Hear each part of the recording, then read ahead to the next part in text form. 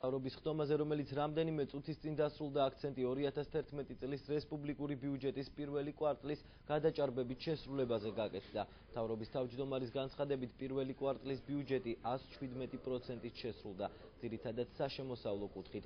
გარდა ამისა, ლევან ვარშალომიძემ აღნიშნა, რომ გასულ წლებთან შედარებით მნიშვნელოვნად იზრდება უცხოელი ტურისტების რიცხვი. მთავრობის თავმჯდომარის განცხადებით შეიძლება პროგნოზირება, რომ 2012 წელს აჭარას მილიონი უცხოელი ტურისტი ეტყვევა.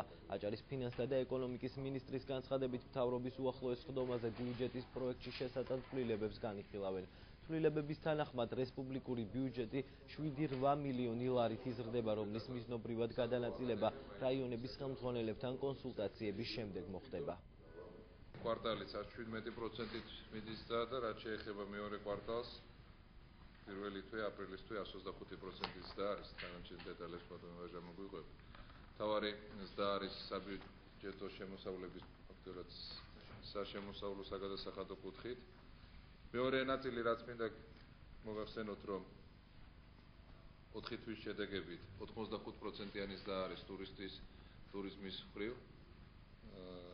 და მართლაც პირველ რიგში დიდი მადლობა მინდა კარგად ორგანიზებისთვის ტურიზმის დეპარტამენტს მადლობა გადაუხადო და ყველა უწყება იყო ჩართული აქ. შედარება არ არის შარშანდელთან შედარებით, ორჯერ მეტი მონაწილე იყო, შედეგი მართლაც ექნება. ერთადერთი რაც ამ ზრდასთან ერთად 85%-იან ზრდასთან ერთად გეტყვით, რომ 100%-იანი ზრდა არის უცხოელების და შარშან ჩვენ მყავდა 315,000 უცხოელი ვიზიტორი, ტურისტი. ეს ნიშნავს, რომ მართლაც 600,000 წელს გავედით, მომავალ წელს 2012-ში ჩვენ თავისუფლად შეიძლება ვიფიქროთ, რომ მილიონი უცხოელი ტურისტი გვეყოლება ბათუმში.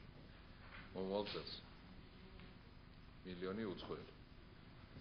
ასე რომ ეს კიდევ ერთხელ გვაფიქრებს, რომ მართლაც აქტიურები უნდა გავხდეთ.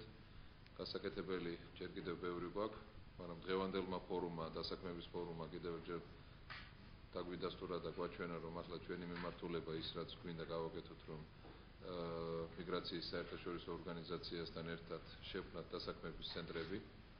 ჩვენ უკვე ვემზადებით ამ კონტრაქტისთვის, გაფორმებისთვის და მთავარი რაც იქნება, მართლაც მოსახლეობას მინდა გამომცხადო, რომ ყველა ვაკანსია შეივსება და ყველა ვაკანსიას საჯარო სამსახურები აჯარაში მივიღებთ ამ დასაქმების ცენტრისგან. იმედი მაქვს, რომ ბიზნეს სექტორიც, საქმიანი სექტორიც გამოიყენებს ამ დასაქმების ცენტრს. სავარაუდოდ მომავალ მთავრობის ხდომაზე ჩვენ გამოვიტანთ საკითხს ბიუჯეტის ცვლილებების შესახებ, ანუ გაიზრდება ბიუჯეტი. დაახლოებით ჩვენ ვარაუდობთ ხარჯვის ნაწილში გაიზრდება 7-8 მილიონის ფარგლებში.